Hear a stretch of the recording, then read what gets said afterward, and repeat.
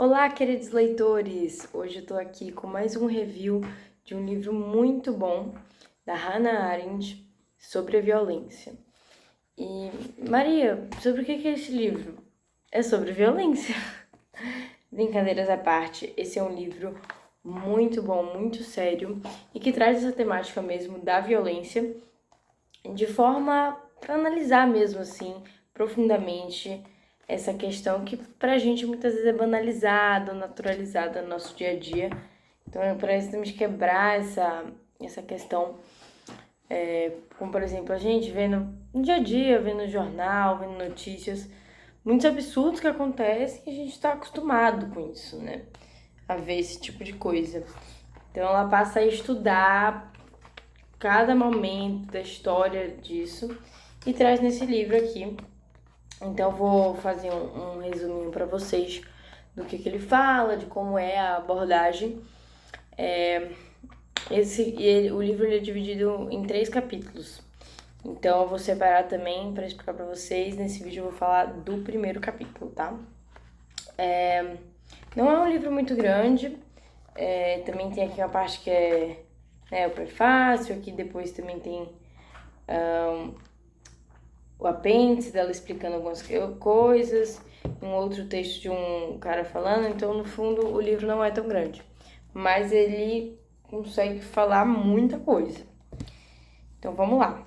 Primeiro, para vocês que não conhecem do contexto da Hannah, ela é uma mulher judia que nasceu na Alemanha e na época viveu a época da Segunda Guerra Mundial, né? Foi perseguida por ser judia e fugiu do campo de concentração.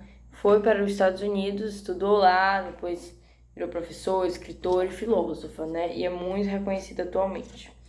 Esse livro ele foi escrito e publicado entre 1968 e 69.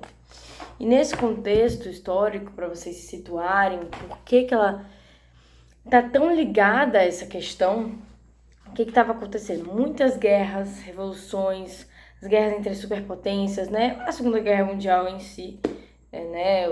A polaridade do mundo, os avanços tecnológicos, a criação da bomba nuclear, né? Que foi uma coisa muito marcante, né? Porque traz muito essa questão da violência extrema, né?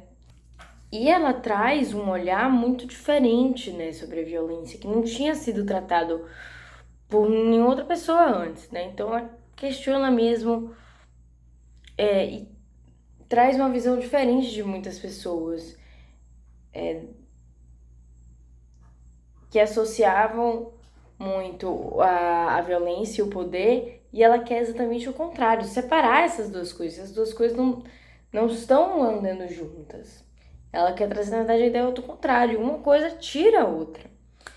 Então, ela começa a questionar essas coisas que pra gente tá tão perto, mas a gente não olha de um jeito tão profundo, né? Então, tem até uma citação que ela fala que é: ninguém questiona o que é óbvio para todos, né? Na página 23 aqui.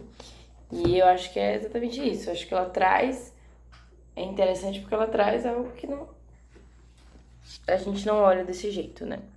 Ela explica aqui como a guerra passou a ser uma extensão da diplomacia, né, da política, uma busca para cumprir objetivos econômicos, por exemplo. E que toda a violência que acontece durante, até você conseguir, são justificáveis, né? Aquela famosa frase: os fins justificam os meios. Então, para conseguir isso aqui, que vai ser muito bom pro povo, a gente vai entrar em guerra, matar milhares de pessoas, tudo isso porque vai valer a pena no final, né?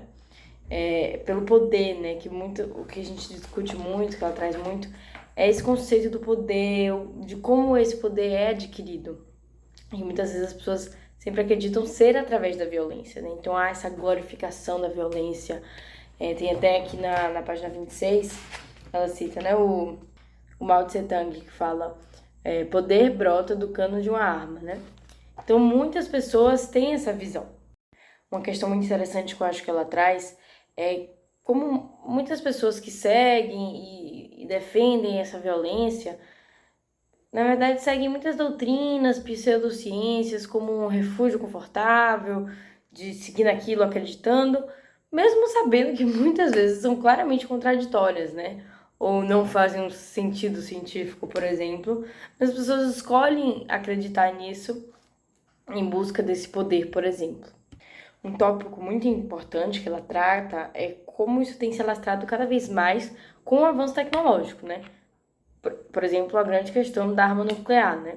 Que é um suicídio universal quando se passasse a ser realmente usada todas as que tem.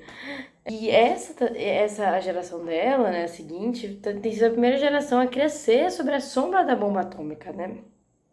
Sobre esse medo de que, tipo assim, essa arma criada e pertencente a muitas superpotências, se for usada, pode acabar com a humanidade, destruir o planeta, por exemplo. Então, vendo que esse progresso tecnológico não só ameaça o desemprego, como a existência da humanidade mesmo.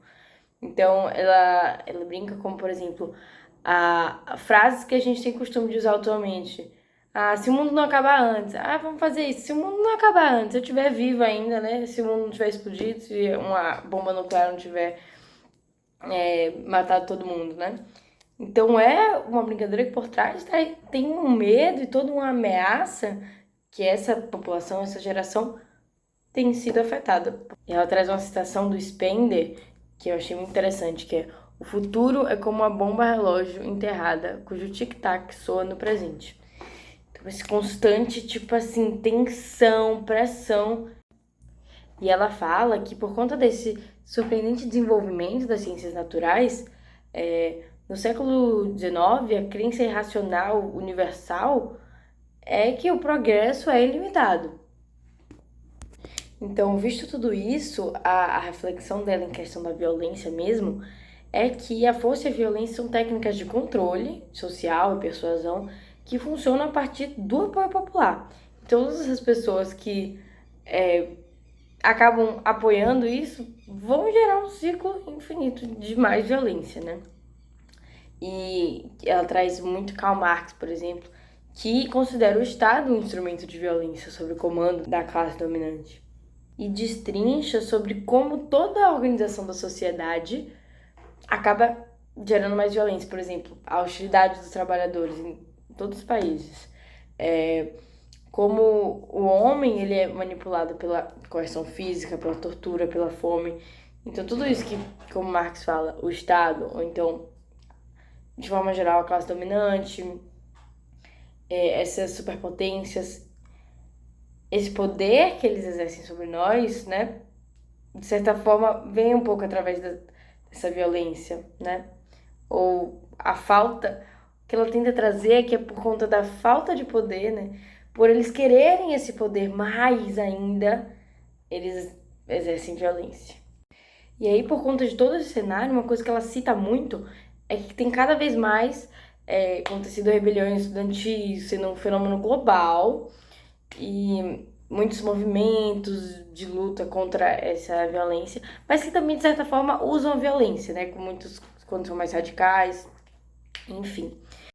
Então, acaba virando um ciclo de pessoas expostas a violências e traumas que geram danos psicológicos e mentais e que vão querer reproduzir o que sofreram, né? Os oprimidos, eles sonham em ser opressores, né?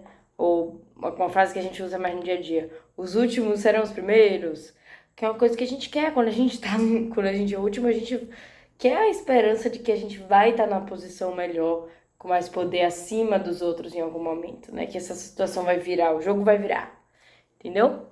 Então é um certo sentimento de vingança, de querer, né, tomar o poder dos que te oprimiram, mas irracionalmente, sem pensar que você vai também oprimir outras pessoas, né? Fazer outras pessoas sofrerem o que você sofreu, que sabe que é ruim, mas que na hora não pensa, acaba sendo uma agressividade reprimida que um dia vai estourar em outras pessoas, causando muitas vezes danos irreparáveis, né? Matando milhares de pessoas, principalmente quando você chega em um patamar de poder maior, que você tem controle dessas formas de violência mais brutas, que não tem quem te segure. E a partir de tudo isso, um termo que ela traz para discussão bastante nesse capítulo é a questão do progresso, né? Aqui para concluir. a partir de tudo isso, o que ela quer mostrar?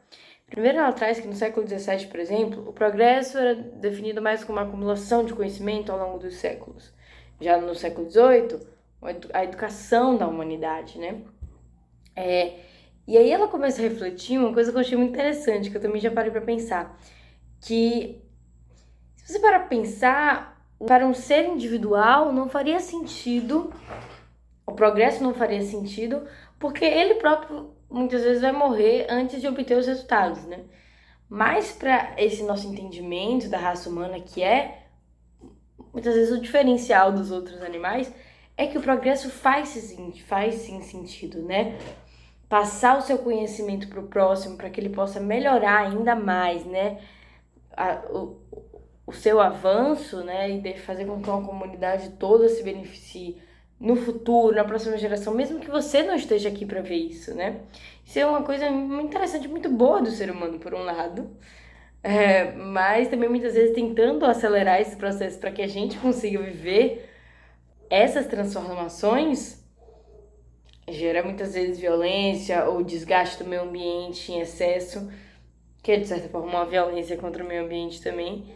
Então o que aconteceu é que o progresso da ciência deixou de coincidir com o progresso da humanidade, porque muitas vezes tem ameaçado o fim da própria humanidade e a destruição do planeta.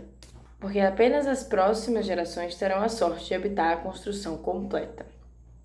O progresso não apenas explica o passado, sem quebrar a continuidade temporal, mas também pode servir como um guia para agir no futuro. E essa passou a ser a fé, de certa forma, irracional dos liberais no crescimento, né? Essa evolução tecnológica, científica. E traz também essa muito interessante do Hegel, que nada mais advirá senão aquilo que já estava aí. Que é uma coisa que a gente pensa muito, reflete sempre que a gente estuda, né?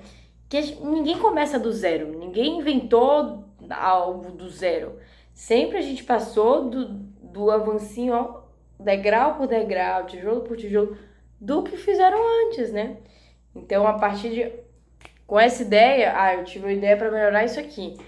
Então, é uma compilação de avanços para chegar em algo maior e melhor.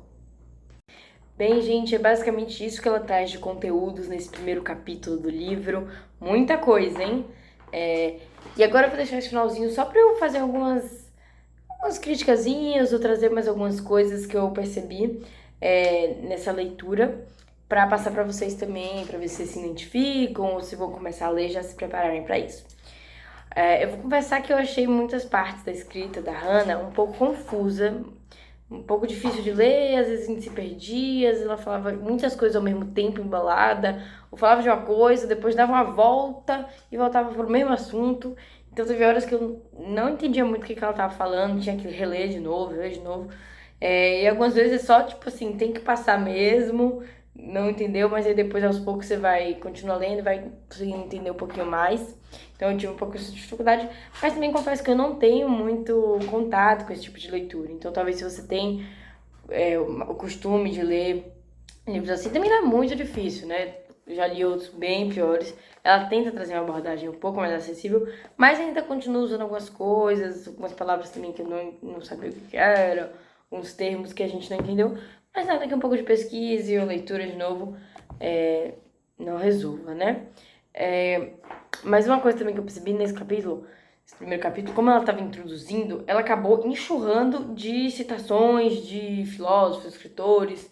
Então, ela queria trazer muito esse embasamento que ela tem, né? Esse repertório todo para mostrar que ela, tipo assim, ela sabe do que ela tá falando, mas em alguns momentos acabou sendo demais. Ela, tipo assim, citava muita gente sem dar para entender qual era a própria tese dela, né? Mas eu acho que eu imagino que ela tenha feito isso no primeiro capítulo para no segundo e no terceiro ter mais a visão dela mesmo. Mas eu fiz uma listinha com alguns das pessoas que ela citou, e ainda teve mais, alguns que eu não anotei, mas só pra vocês terem noção. Lenin, Clausewitz, Engels, Chomsky, Mao Tse Tung, Karl Marx, Sartre, Spender, Fanon, Pascal, Fontenelle. Então, assim, muitos nomes em poucas páginas, né? Eu acho que esse capítulo deve ter tido o quê? Umas 30 páginas? Então, assim, né? É muito bom saber que ela tá muito embasado, mas assim, acabou sendo um pouco demais cansativo a leitura. Mas enfim, galera, foi isso que eu tive pra dizer. Comentem aqui embaixo o que vocês acharam, deem likes e eu vou fazer um material sobre os próximos 2 capítulos, tá bom? É isso, espero que vocês tenham gostado. Um beijo, tchau, tchau. Tchau, Jailo! Te amo!